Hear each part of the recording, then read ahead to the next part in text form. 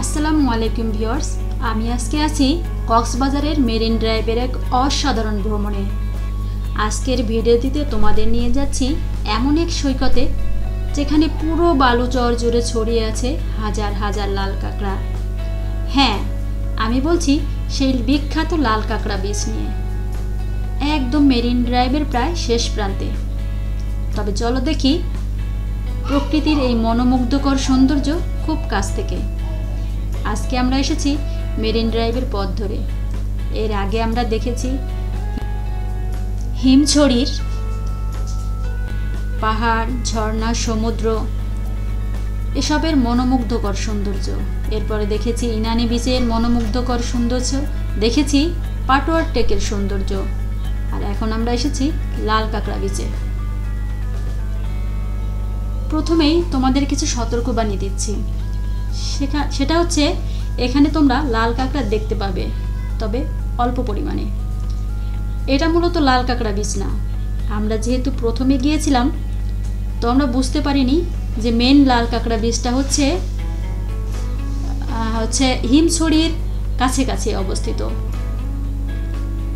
কিন্তু আমাদের আসলে না বোঝার কারণে এটি হয়েছে। আর আমাদের যে ড্রাইভার ছিল, মেরিন ড্রাইভের ড্রাইভার, উনি আমাদেরকে সঠিক তথ্য দেননি, অথবা উনি হয়তো ভেবেছেন যেহেতু আমরা একদম টেকনাফ পর্যন্ত যাব, তাই হয়তো উনি স্বেচ্ছায় বলেননি যে প্রত্যেকটি স্পটে যদি এতটা বেশি দেরি হয়ে যায় তাহলে হয়তো আমরা টেকনাফ পর্যন্ত পৌঁছাতে পারবো না, বা পৌঁছালেও ফিরতে অনেক বেশি রাত হয়ে যাবে।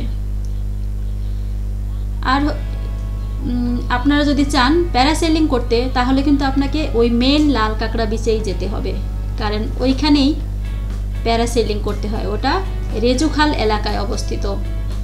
আরও এক জায়গায় প্যারাসেলিং করতে পারবেন, সেটা হচ্ছে দরিয়ানগর বিচে।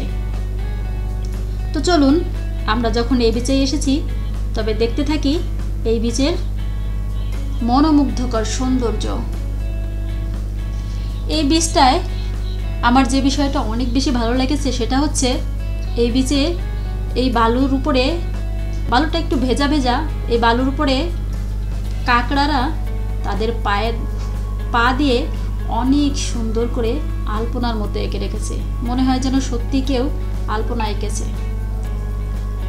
আর এই যে পাতাগুলো দেখতে পাচ্ছেন, মানে একটা লতানো গাছ, এই গাছগুলো দিয়ে একদম সমুদ্রের পাড়টা ভরে আছে।